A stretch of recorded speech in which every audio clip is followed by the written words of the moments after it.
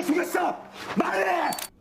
야, 그러니까 제발 혼자 개똥 잡지 말고 다시 던. 정신 차리고 내 말 좀 들으라고! 부탁할게.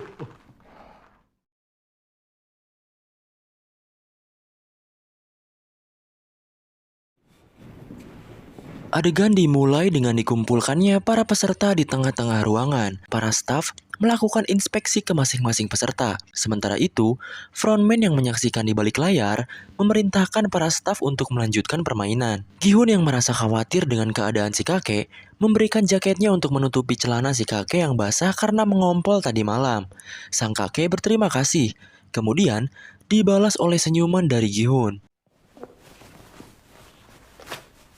고맙네, 어르신.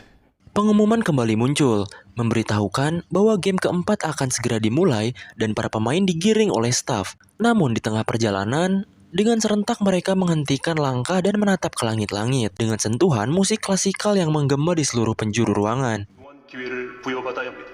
참가자 여러분께 Diperlihatkanlah rentetan tubuh manusia yang sudah tak bernyawa, menggantung tepat di atas para peserta. Sekelompok mayat tersebut merupakan para oknum staf penjual organ dan juga si dokter yang kemarin dibunuh karena melanggar aturan. Para peserta membisu, memberi tatapan kosong didampingi dengan rasa tak percaya. Dengan ini, Squid Games episode 6 dimulai.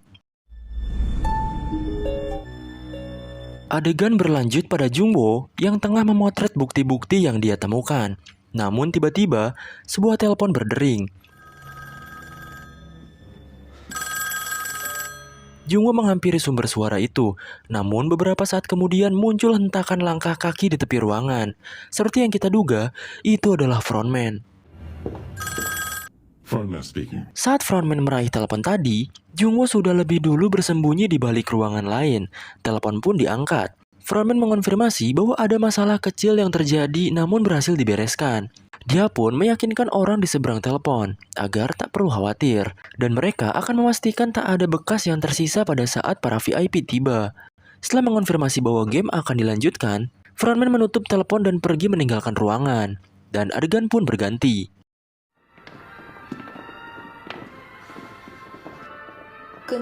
Ryung menghampiri dan mengejek si Jabri karena kematian si dokter. Tentu saja, preman ini merasa kesal. Namun, ia tak bisa melakukan apapun selain mengumpat di belakang wanita yang kini berjalan meninggalkannya. Pengumuman terkait permainan keempat dilanjutkan.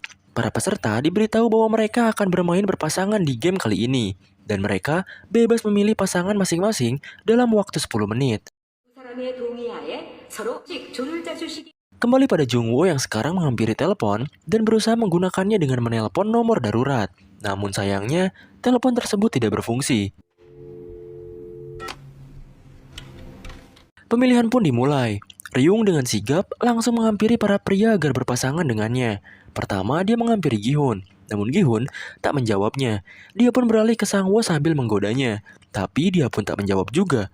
Ryung yang 2 kali ditolak langsung menatap semua anggota kelompoknya. Dia bersikeras ingin diterima dan berkata bahwa mereka hanya malu untuk bilang ingin bermain dengannya. Omong kosongnya terus berlanjut sampai pada akhirnya dia dipotong oleh Sebyok. Sebyok berkata bahwa tak ada satupun yang mau berpasangan dengan pria dan wanita tua. Sebyok berjalan meninggalkan kelompoknya, dan si gadis bertindik pun menyusulnya.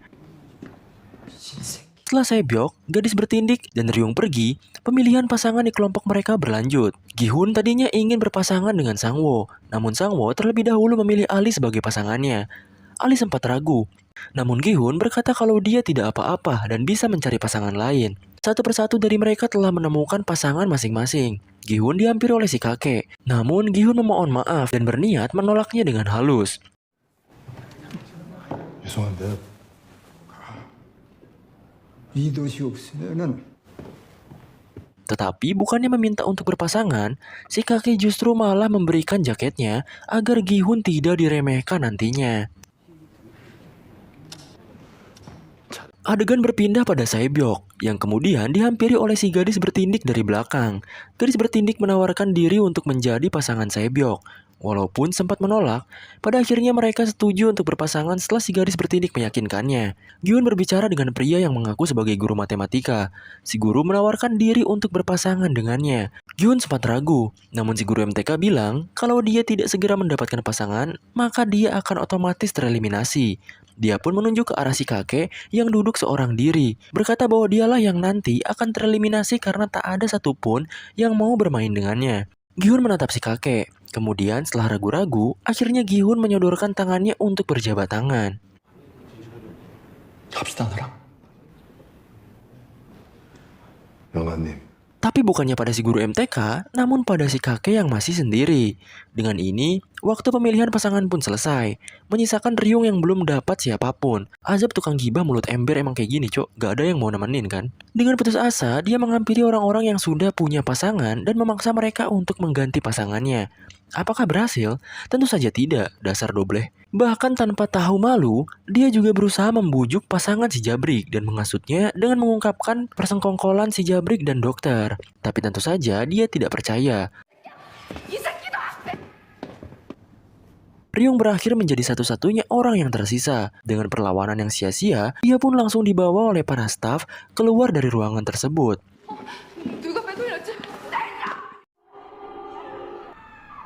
Sekarang adegan beralih ke para peserta yang telah sampai di lokasi permainan keempat yang dibuat mirip seperti komplek perumahan. Partner si Jabrik bertanya apakah yang dikatakan Ryung itu benar. Namun si Jabrik menyangkal omongan tersebut dan berkata bahwa Ryung hanya asal bicara karena putus asa. Para pemain diperintahkan untuk mengikuti arahan staf.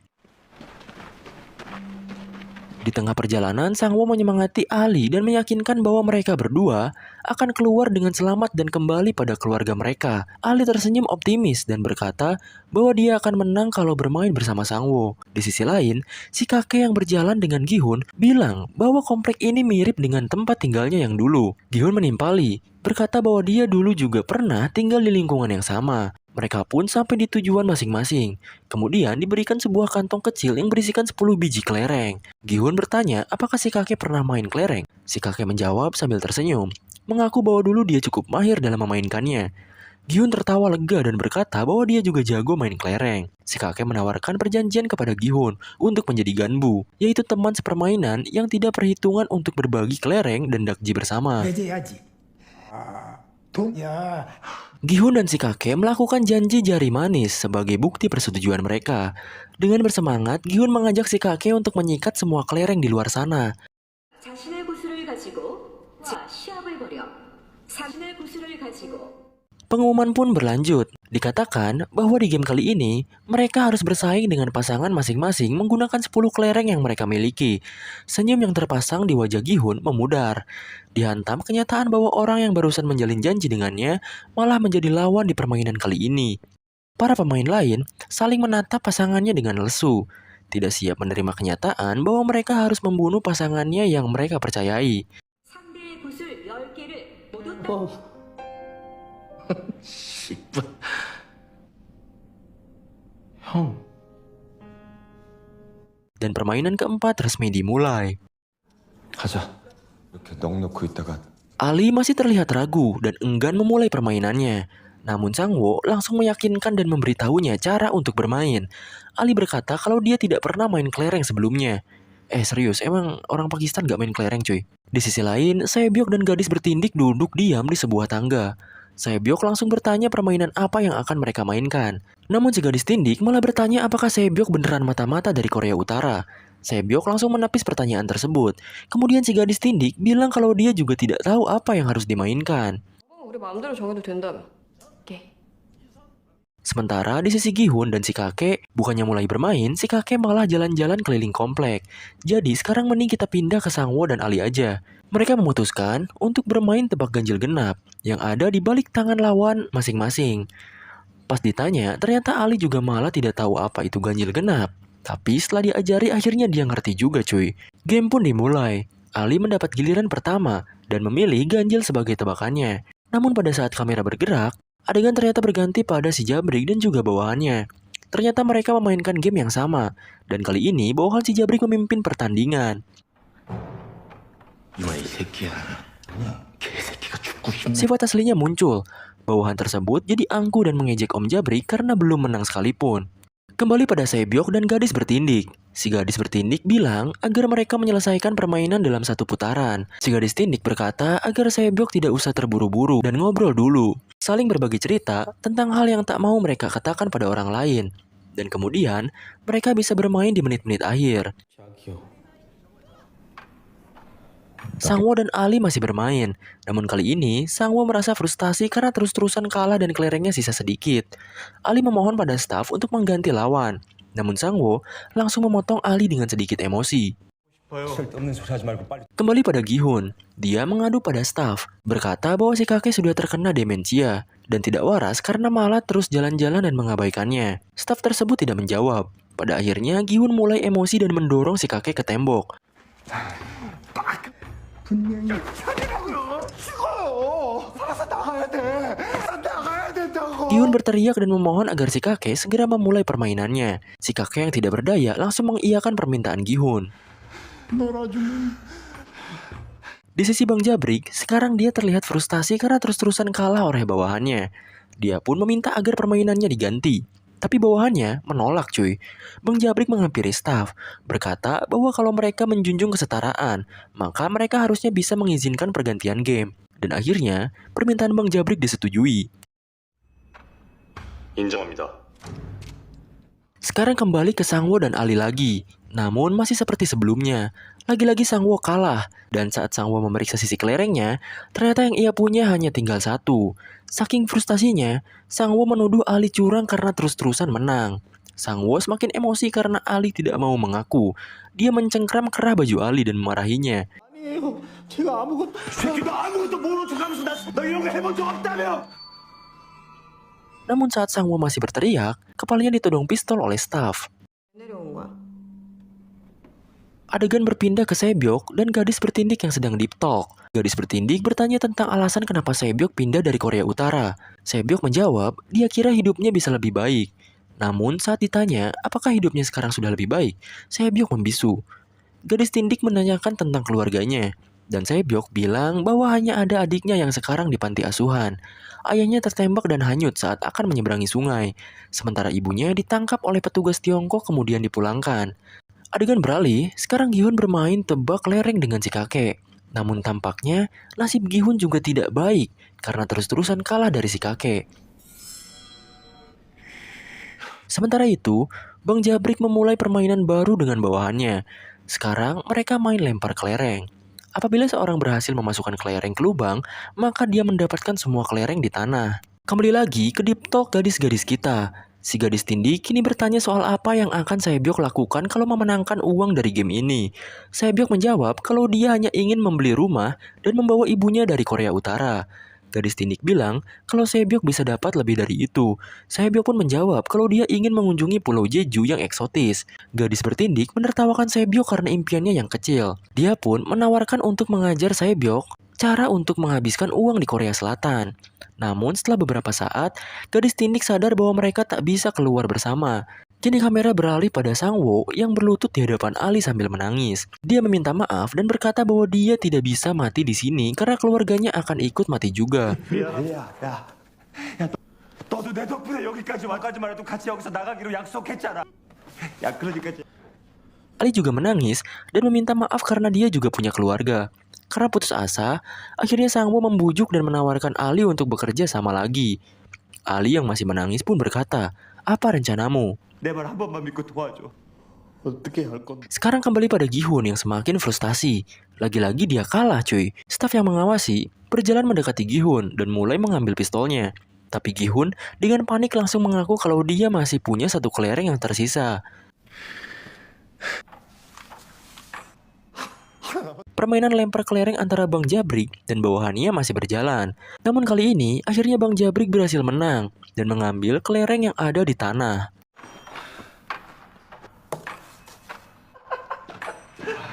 Di sisi lain, Sangwoo dan Ali sedang menyusun rencana. Sangwoo berkata bahwa apabila ada tim yang terus-terusan seimbang sampai waktunya habis, tidak mungkin langsung dieliminasi.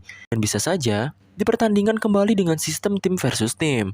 Sesaat kemudian, tembakan pertama terjadi di dekat mereka. 우리 둘 다 같이 나갈 수 있어. Sangwoo pun bertanya, apakah Ali mau melihatnya seperti itu juga? 이번 탈락. 넌 Tembakan kedua terjadi. Namun kali ini berada di dekat Sebyok dan gadis bertindik. Gadis bertindik bertanya apakah Sebyok pernah melihat orang mati. Sebyok pun bercerita bahwa dulu di kotanya pernah ada wabah. COVID mungkin. Orang-orang mati setiap harinya. Mayat-mayat dikumpulkan oleh para tentara kemudian dibakar. Nenek, kakek, dan juga kakak Sebyok merupakan salah satunya. Sekarang giliran gadis bertindik yang ditanya. Dia bercerita bahwa mayat pertama yang ia lihat adalah ibunya sendiri, yang dibunuh oleh ayahnya sendiri juga. Dan yang selanjutnya adalah ayahnya, yang dia bunuh oleh tangannya sendiri juga. Ternyata ayahnya adalah seorang pendeta yang sering melakukan KDRT sambil berdoa agar diampuni dosanya. Tembakan selanjutnya berbunyi, membuat kaget Gihun yang masih bermain dengan si kakek. Ironisnya, setelah dia mengganti jawabannya karena ragu, tebakannya malah salah. 잠깐만요. Gihun langsung terdiam karena semua kelerengnya sudah habis. Tapi tiba-tiba, si kakek bertanya kembali apa tebakan Gihun tadi. Rupanya si kakek masih linglung dan lupa. Melihat kesempatan ini, Gihun dengan ragu-ragu mengubah jawabannya. Si kakek pun menerima hasil tersebut. 방금 내가 쳤네.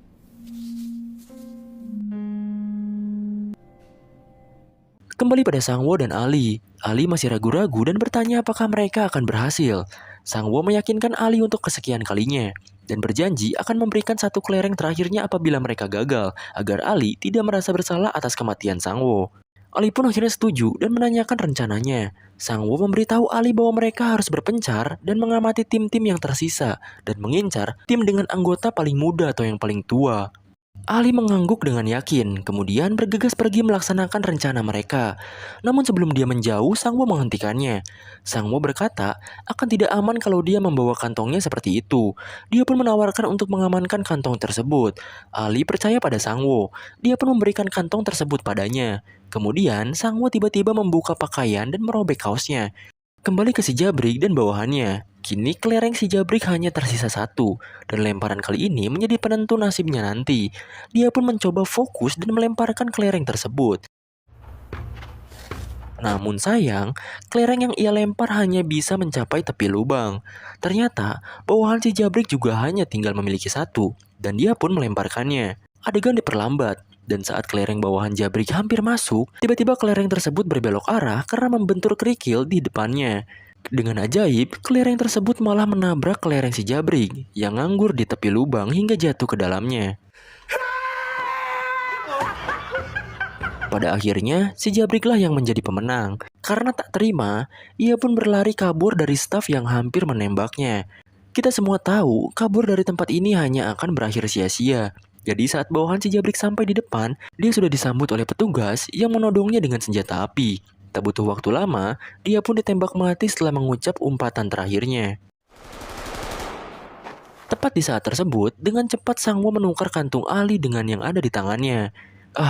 Memang yang namanya orang putus asa, apapun rela dilakukan gitu. Setelah selesai, Sangwo pun berdiri dan mengalungkan kantung kelereng Ali yang sudah ia modifikasi. Ali pun pergi, dan adegan kini berganti. Kembali ke Gihun dan si kakek. Kali ini Gihun mulai memanfaatkan keadaan si kakek yang linglung dan mengubah jawaban si kakek. Si kakek pun malah lanjut percaya dan menyerahkan kelerengnya pada Gihun. Adegan berganti lagi menuju Ali. Dia melaksanakan tugas yang diberikan oleh Sangwo. Dia terus berjalan dan mengecek pemain walaupun berkali-kali dikagetkan oleh suara tembakan di sekitarnya. Sementara Sangwo mengambil kembali pakaiannya yang tergeletak di tanah, beserta kantung kelereng yang ia tukar. Gihun dan si kakek masih melanjutkan permainan mereka. Namun tampaknya sekarang Gihun mulai merasa bersalah. Kembali lagi pada Sangwo. Kini dia memberikan kantung kelereng yang dia tukar tadi kepada staf. Sangwo memberitahu bahwa peraturan permainan ini adalah mendapatkan kelereng lawan dengan permainan apapun tanpa melakukan kekerasan. Dan dia tidak melanggar aturan tersebut. Pada akhirnya, staf menerima kantung tersebut. Dan adegan pun kembali menuju Saebyok dan si gadis yang bertindik. Saebyok mengajak si gadis tindik untuk memulai permainan seperti yang mereka rencanakan. Gadis tindik menjelaskan permainan yang mereka lakukan adalah lempar kelereng. Dan yang kelerengnya mendarat paling dekat dengan tembok, maka dia yang menang. Kemudian Saebyok pun balik menanyakan nama gadis tersebut. Jiong adalah jawabannya. Saebyok bertanya siapa yang akan lempar duluan. Jiong pun memilihnya. Si kakek mengecek kantung kelereng miliknya. Namun sayang, kini kantung tersebut kosong tak ada sisa. Kakek berkata apa yang harus dia lakukan. Dia ingin bermain lagi. Dia pun meminta Gihun untuk meminjamkannya satu kelereng saja. Namun Gihun hanya bisa meminta maaf dan bangkit dari duduknya. Namun tiba-tiba si kakek ternyata masih menyimpan satu kelereng di sakunya. Gi-hun yang heran langsung mengecek isi kantungnya tersebut. Dan ternyata isinya hanya 19 kelereng. Saat dia mengangkat wajahnya, si kakek sudah pergi meninggalkannya. Setelah Sebyok selesai, sekarang giliran Jiong untuk melempar. Namun bukannya melempar, Jiong justru malah menjatuhkan kelerengnya ke tanah dengan sengaja. Sebyok kaget. Kemudian dia mendorong Jiong ke tembok dan bertanya apa maksud dari perbuatannya. Sebyok menyuruh Jiong untuk melempar kembali. Namun Jiong menolak dengan alasan dia masih akan tetap kalah dan ingin kalah dengan cara yang keren. Namun Jiong tetap menolak, berkata bahwa dia sudah tak punya apapun lagi. Berbeda dengan Sebyok yang mempunyai keluarga sebagai alasan untuk keluar dari game ini. Jiong terus memikirkan apa yang mau dia lakukan setelah keluar. Namun dia sama sekali tak mendapatkan jawabannya. Jiong meminta Sebyok untuk keluar dari tempat ini hidup-hidup. Lalu bertemu ibunya, menjemput adiknya, dan pergi ke Pulau Jeju. Sebyok membisu, air mata mengalir di pipinya. Di sisi lain, Ali kembali lagi ke tempatnya, dan Sangwo berkumpul. Dia memanggil-manggil Sangwo, namun panggilan tersebut tak kunjung terjawab. Sangwo yang sudah menang, kini berjalan menuju pintu keluar. Ia mendengar teriakan Ali, namun dia enggan untuk kembali. 형!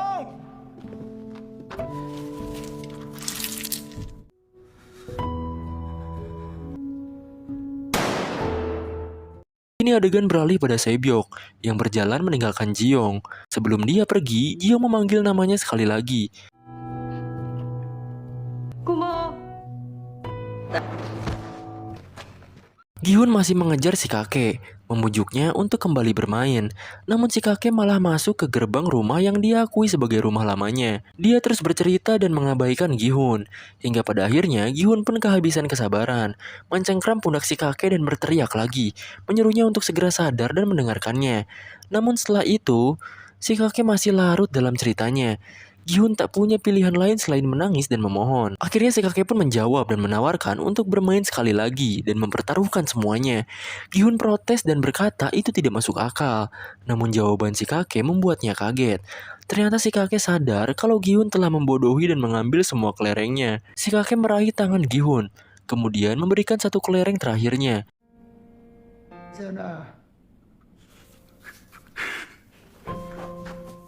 Gi-hun pun berjalan keluar. Kemudian si kakek bilang bahwa sekarang dia mengingat namanya, yaitu Oh Il-nam. Staf pun masuk, menodongkan pistolnya pada kepala si kakek tua. Gi-hun dengan hati yang remuk masih melanjutkan langkahnya, berjalan melewati jasad mereka yang gugur tergeletak di permainan kali ini. Dan episode ke-6 pun selesai. Perjalanan mereka untuk mencapai kemenangan tetap berlanjut. Orang-orang yang mereka percaya telah gugur satu demi satu. Pengkhianatan, kecurangan, kebohongan dilakukan demi bertahan hidup. Apa yang akan terjadi setelah permainan hidup dan mati ini selesai?